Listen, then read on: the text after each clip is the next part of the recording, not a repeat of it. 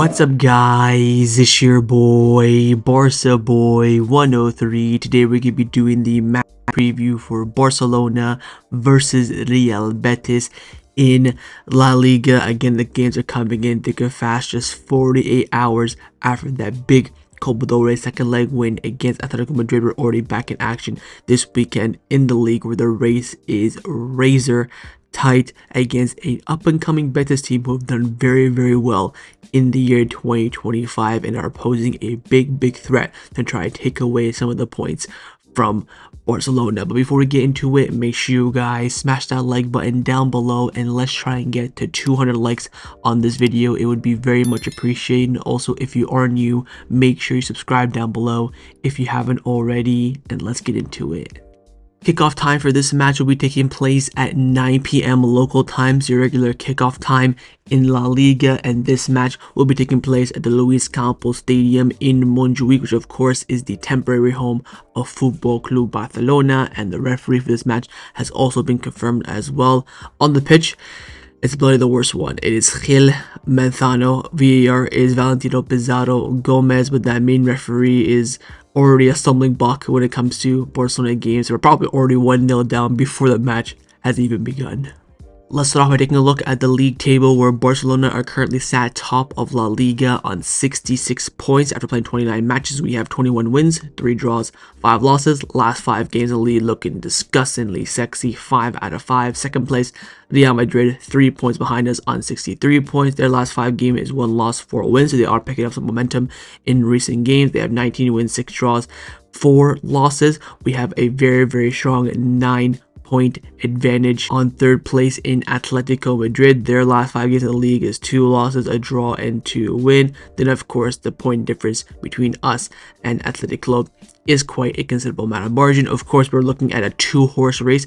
Atletico, I wouldn't say are completely out of it quite yet. Again, 9 points behind, but you know, we lose a game, draw the El Clasico, and they're right back into it. So it's not quite big of a gap for me to completely rule out Atleti. I think if they're still 9 points behind going into the Clasico, that's when they're probably toasted in my books. But they're only, 5 or 4 points behind the Clasico, then Madrid lose or we draw points, they're right back into it. So I wouldn't rule them out quite yet. Now, if you take a look at the top teams who they'll be facing this weekend, Real Madrid will be hosting Valencia at the Bernabeu, and Atletico Madrid will be traveling to Sevilla to the Ramon Sanchez Pizjuan to face Sevilla. So Atletico, quite a difficult game that is. Ramon Sanchez Pizjuan, difficult stadium.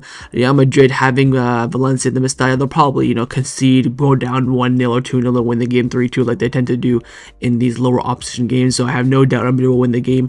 With Atletico, I could definitely see them dropping points based on their poor form recently against, if you're not the best team in the world, but a difficult stadium, not the walk in the park that you do want after being eliminated in the Copa del Rey by Barcelona. So we'll wait and see. But of course, one day Real Madrid, I'm expecting them to get 3 big points there. So it's up to Barcelona to keep up the pace. Of course, we have a cushion. I want to save that cushion for the Clasico. So from now until the Clasico, nothing but wins. We have, of course, a lot of home games: Celta Vigo, Mallorca, Betis. These are the games that you have to capitalize in. Again, championships are built on home form, and you have to win your home matches. Now, if you take a look at our opponents in Real Betis and where they're currently standing in the league table, they're currently sat in 6th place in La Liga on 47 points after playing 29 matches. They have 13 wins, 8 draws, and 8 losses. Their last 5 games in the league is a 5 out of 5. They're currently only 6 points off of top 4 in La Liga, and overall their form in 2025 has been absolutely fantastic, and they are probably, I think, the second most informed team in La Liga after Football Club Barcelona. Let's now take a look at our opponents in Real Betis. Of course, Real Betis have been a very historic team in La Liga over the past 10 years, fighting for European trophies, winning, I believe, the Copa del Rey in 2021. I think the first Copa del Rey after COVID they won, so they've been in and around that top 8 in La Liga. Very historic stadium as well, a very good squad, and they're probably the second most informed team in La Liga right now. The last time we did face them was the fourth game of 2025, where we absolutely battered them 5-1 in the round 16 of the Copa del Rey. Emphatic win after, of course, winning the Super Cup the weekend before. This was the midweek game after winning the Super Cup against Real Madrid easy W. Of course, their one goal was a penalty as well, which was a clear penalty, unfortunately, by Jules Kounde. Lineup you can see on the right hand side, but probably going to see a very similar team, bar maybe 2 changes, and of course the third change being in goal as well. But it was a come to victory for Barcelona. Of course, Betis did rotate a little bit. This is when they were in their kind of, purple patch, their bad form. But since this game, if I'm not mistaken, based on the stats, they've only lost, I think, once or twice. So they've been on great form since this match. Maybe we kind of rocked them a new one. And since this game, they've been on fantastic form in both European and in Spanish football as well. Now, if you take a look at their last 5 matches in all competition, in their last match, they beat Sevilla 2-1, they beat Leganes 3-0, they beat Victoria SC in the Europa League 4-0 and drew them 2-2 at home, and also beat Las Palmas 1-0. But let's take a look at those last 3 games in all competition. Firstly is that 4-0 win against Victoria away from home. Again, they drew the first game 2-2, quite end-to-end, and probably, I would say, a poor performance from Betis, but they went away and they made easy work of them after Bakambu's brace in the first half. It was kind of, slow picking. Antony scored on a counter-attack, then Isco with that concentration goal, maybe you could say, to flatter the scoreline a little bit, but it was a very comfortable win for them, as it should be. They are, of course, a level or 2 above Victoria, and again, in the Europa Conference kind of competition, you do expect them to go through. They are one of the favorites to win this, of course, apart from Chelsea, who probably will beat them, but you never know. In a final, it could go either way. But decent performance from Betis against a very, we'll say, weak team. Next up is their 3-2 win against Leganes. Now, I did watch this game. Leganes were actually 2-0 up. I was thinking, bloody hell, here we go. Betis, nice little loss for them ahead of the Barca game, coming out very soon. It was, wouldn't say dreadful performance from Betis, but it was very bad. But they, of course, came back in the second half. A penalty from Isco, about Campbell goal, and a Chucho Hernandez goal as well to complete the 3-2 comeback in the space of, 20-25 minutes as well. Of course, the guys are fighting for relegation, but the fact they were 2-0 up away from home and Betis did make that comeback, no mean feat. I did, of course, like I mentioned, watch this game. First half, Betis did nothing in the final third, and to be fair, the 3 goals they did score were probably their 4 best chances in this game. Of course, the Isco one was a clear penalty, the Bacamba one was a good header, and the Chucho Hernandez was the thing went at the cross at the far post as well. Despite winning 3-2, it wasn't the best performance. Probably, I think this is probably worse than their 2-2 against Victoria in that first leg in the conference league. But overall, not the best showing from them, but they still, had another result, so you cannot take that away from them. And their last match in all competition was the Sevilla derby, the Grand Derby. Probably, I would say, one of the most exciting derbies in La Liga that I look forward to after maybe the Clásico and Madrid derby. This one's probably right up there in my books. And they won 2-1. This is their first Sevilla derby win in, I think, 6 years in the league. Of course, they drew quite a few, and they've lost a lot of them. This is their first win in the derby. It was at home, of course, and they actually went 1-0 down. The counter goal by Vargas was fantastic. Johnny Cardoso in the midfield scored an absolute cracker from distance. Then Chucho was through on goal, nice little offside. They beat the offside trap, and they end up scoring to give them the lead before halftime. In second half, nothing happened. But the most important thing you can see here on the graphic is Isco receiving a yellow card. Don't forget, Isco, probably their best player. He will be suspended for this match. Big loss for Betis and a big advantage that for Barcelona. So do not forget that. But in this game, very even end-to-end stuff. Second half was very cagey, I will add, but Betis getting their first win in the derby. Of course, they beat Madrid for the first time in a while, and now they beat in Sevilla for the first time in a while. So everything's kind of turning the page for them as they do, of course, continue their great form. So overall, final thoughts on Real Betis. Again, they're a very good team, very well constructed. They're very well managed by their manager, Manuel Pellegrini, very experienced manager. Of course, former Man City, former Real Madrid manager. He's won trophies with Real Madrid. He's won trophies with Man City. Did he win a trophy? Was he the manager of Betis when they won the Copa del Rey? He might have been, to be honest. I don't really quite remember, but he's a very good manager. There's no taking away from that. Taking that away from him, of course, in the first game this season in the league at the Benito Villamarín, drew 2-2. Of course, it was the last second goal for them to equalize, where Barcelona probably deserved the win, but still making it difficult for us. And he's gotten, of course, some good results against Barcelona with his previous clubs as well. In terms of players to look out for, of course, there is quite a few. I believe Lo Celso is out injured for this game. Isco, of course, suspended, so they have no creativity there in the 10 position. Abdi out injured as well. They have someone else injured as well, which I forget. Is it Cardoso or Altimara? One of their midfielders also injured as well. So they're coming in this game a bit of, not an injury crisis, but some, questionable players missing for them that are, of course, very important for them. Antony, of course, their January signing has done absolutely fantastically well so far. He's probably the most informed player, but it had a meaty game against Real Madrid, so hopefully he'll have a meaty game against it as well. Marc Bartra, in my opinion, is probably one of their, if not their best player after Isco. He, of course, former Barcelona player as well from the academy, had success with our club. He's one to look out for as well. Of course, you have Hector Bellerin, Johnny Cardoso, Chucho Hernandez, Bakambu, who does, bag some goals against Barcelona, unfortunately. Jesse out wide on the wing. Very, very good team. But again, they are coming this game with some players missing due to suspensions, some injuries as well. So they are, in my opinion, a bit vulnerable, and hopefully we can end up exploiting that.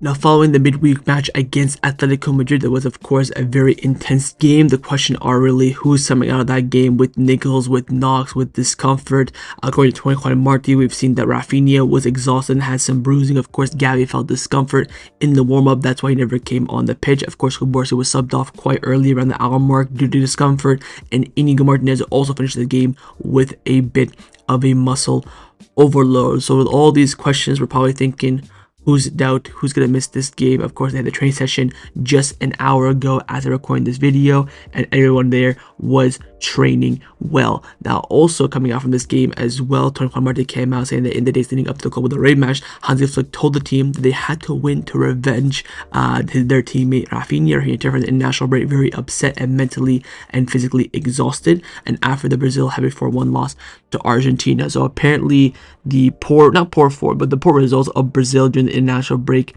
was a source of motivation for the team to help Raphinha regain his confidence, regain his momentum, which of course is very, very important to help him there as well, which probably explains his kind of stinker of a performance in that game as well. But seeing that again, the camaraderie, the unity, the chemistry in that team, you love to see it. And of course, we saw that in this morning's training session. Gavi, Christensen, and Inigo all trained with the group. Raphinha trained as well, Lamine as well, Cubarsi. The only ones missing were Casado, Dani Olmo, and the two marks. No Bernal, no Ter Stegen. Everyone else, of course, was there training with the first team, and that is, of course, big news. We have an injury update on Gavi coming up in Flick's press conference as well. Christensen probably a week away from the medical green light, and of course Ini as well training. Very, very important. So nobody officially injured following the match against Atleti.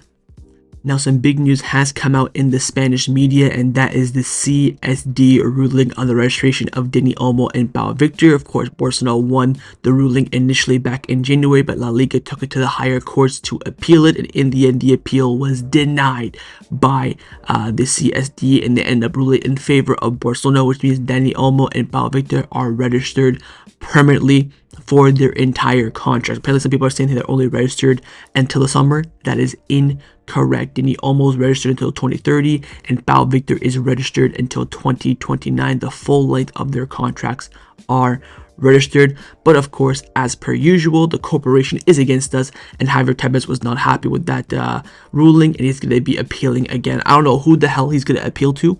Mundo Deportivo came out in the Liga and announced they will appeal the decision made by the CSD in favor of Dani Olmo and Pau Victor. The appeal will be made by the Administration Legislation Court, and also to consider the request of a precautionary measure to prevent the government's decision from taking into effect. So they're basically going to try to stop this yet again.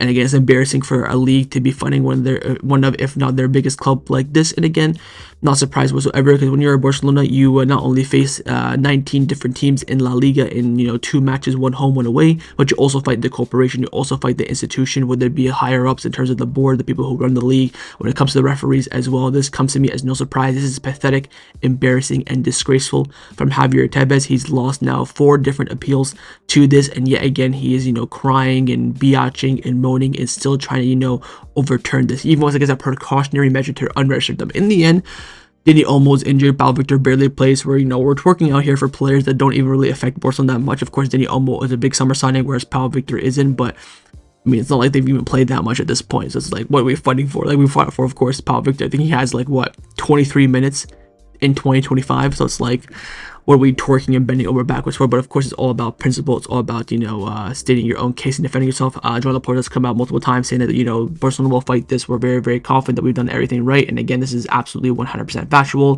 Javier Tebas just doesn't like losing, and he's going to try his best to stop this in any means necessary. But he will end up failing because my president, Joan Laporta, will absolutely pocket him and send him back into his man cave. Time now for the press conference reaction of Hansi Flick. He of course spoke this afternoon in Barcelona after the training session. Actually came to the press conference quite late, 20 minutes later than scheduled. I don't know who, what, when, where, why, how, but he did it. We're here. Let's get and see what the Mr. had to say this afternoon. In the presser, he came out for saying that it will be a tough match. We've already played each other twice and we'll have to give it our all. We must focus on recovering well and going for the win. On the growth of the team after reaching the Copa del Rey final, said the team image was very good. The style we used with the ball was incredible. Of course, we can improve. We've made some mistakes, but it's true that we've improved a lot. We have the quality to win matches, but tomorrow it will be difficult. On rotation, you have to manage this the whole situation with so many games ahead. It's normal. I spoke with the experts and together we'll decide what to do and how many minutes they can play each game. We're not looking at Dortmund yet, but at Betis, we have to have fresh legs on the pitch in the match tomorrow. He was asked on Gavi's conditions and look, we decided to rest him against Atletico because he was experiencing some discomfort in the warm-up, but he's fine now. I spoke with the doctors and the recovery team, and he's 100% fit and ready to go to play tomorrow's match. So big news there and great news on Gavi. On the victories against physical exhaustion, we check everything every day how the players are doing, but at the highest level there's always matches and it's very important to get the players back on track. My team works hard. It's not easy, but when we're winning matches, it gives us a lot of confidence. You always have to think about the next game, and I really like what I'm seeing in the locker room right now. On the team's mentality, it's hard work. The players have a fantastic attitude and a good mentality, both the veterans and the youngsters as well. We have to focus on giving 100% if we play as a team. It's fantastic. We've been doing that in recent months. Everyone is giving their all in training, those on the bench as well. Everyone is trying 100% in training, and that's a big step towards success. On errors to be corrected, when we have possession, we see fantastic pace, but many teams know how to exploit mistakes when they have the ball. That's why we have to focus on that and eliminate opportunities from the opponent. It's nothing more than that. Sometimes we give them a lot of space for counterattacks, and that's what we want to eliminate from our game on a permanent basis. On the possibility of more El Clasicos this season, 3 more, of course, 2 confirmed, 1 we'll see. Thinking about the treble is great, but we shouldn't focus on dreams. We have to look ahead to the next game. The players' self-confidence is good, but my job is to ensure that we give our all in every game. We're fighting for everything. We believe in that, and we have the players to support it. We need the fans, and it's a good situation, but we're moving on the title race. It's not a two-team league yet. There are still 9 games left. It's not just between Barcelona and Madrid.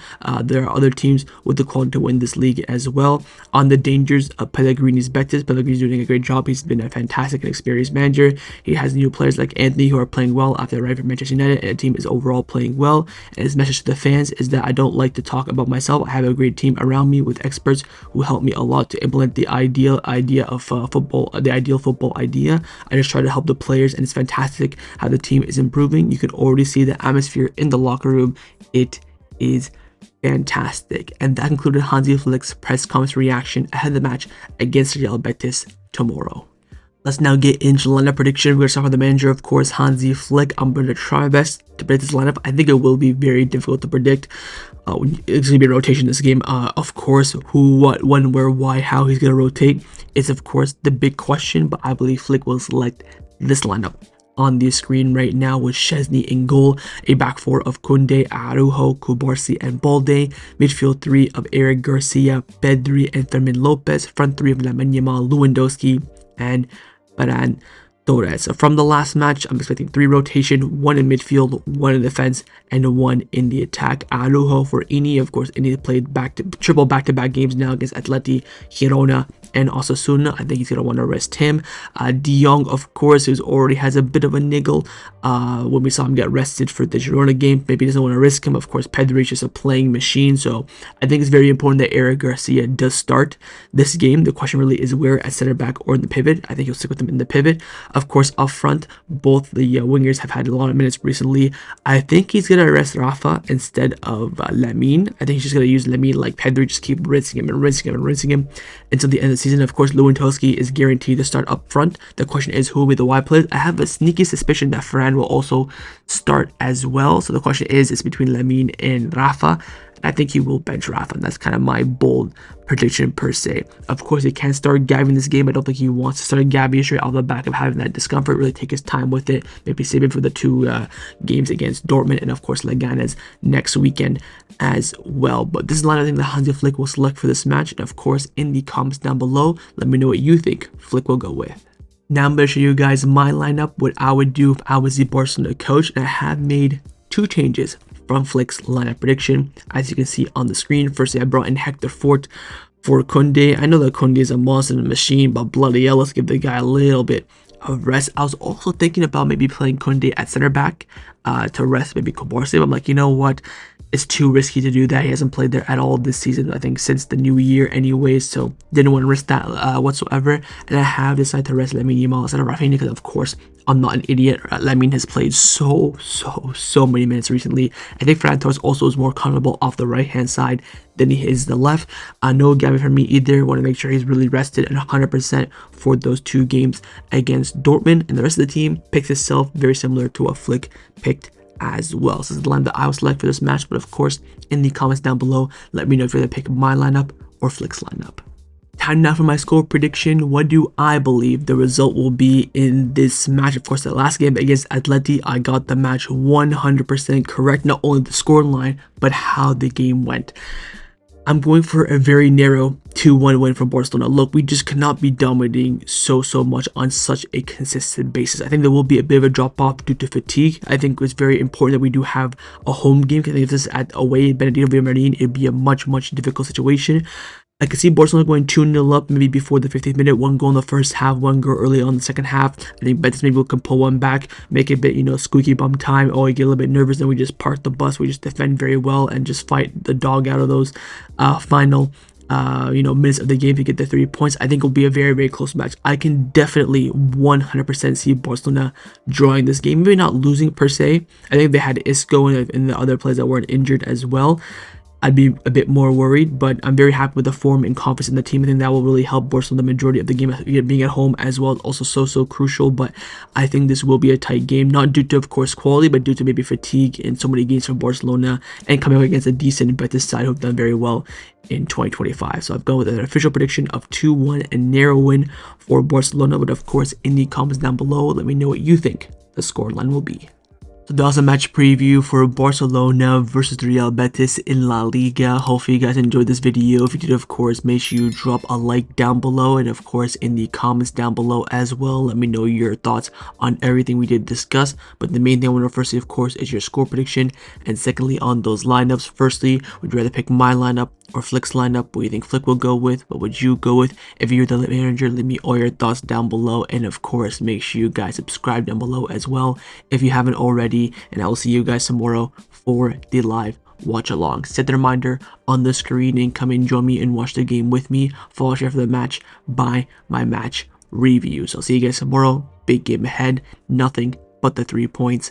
Take care and Forza Barca.